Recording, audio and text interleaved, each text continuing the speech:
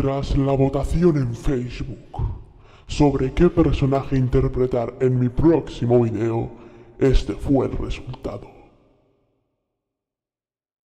Lucas Requena, Zenaida, Iñaki no me gusta, hay que tirarle a un río. Sergio Bustos Camarero, Zenaida Sexy, XD. Cristian Gómez, Zenaida. Alejandra González, Zenaida, LOL. Avi 9 de septiembre, lo mejorcito, Zenaida XD.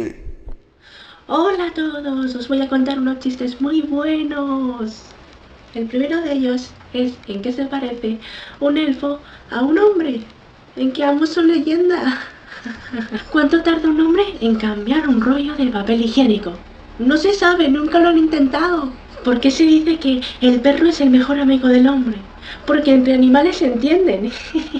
Los hombres son como la publicidad. El 50% de lo que dicen es mentira. ¿Por qué los hombres se hacen análisis con sus heces fecales? Pues para saber qué clase de mierda son. ¿Qué es un hombre con la mitad de su cerebro?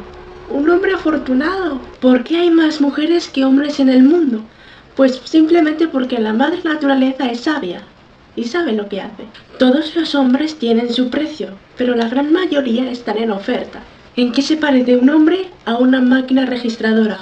Pues que sin dinero no son nada. Los hombres son como los Pokémon. Hay que entrenarlos para que evolucionen. ¿Qué diferencia hay entre un hombre ideal y una mujer ideal? Pues que la mujer ideal existe y el hombre ideal no. ¿Por qué los hombres quieren tanto a sus autos? Porque es lo único en la vida que van a poder manejar. ¿Cómo se llama la proporción de piel que cubre al pene? Hombre. Si pudimos enviar un hombre a la luna, ¿por qué no enviar a todos? ¿Cuándo pierde un hombre el 90% de su inteligencia? Cuando se muere su mujer.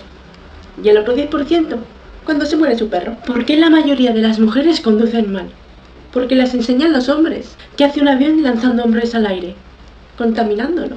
¿En qué se parecen los hombres a los teléfonos públicos? Hay muchos y ninguno sirve. Bueno, chicos y chicas, espero que os haya gustado mis chistes. Nos veremos en otra ocasión. Bye, bye.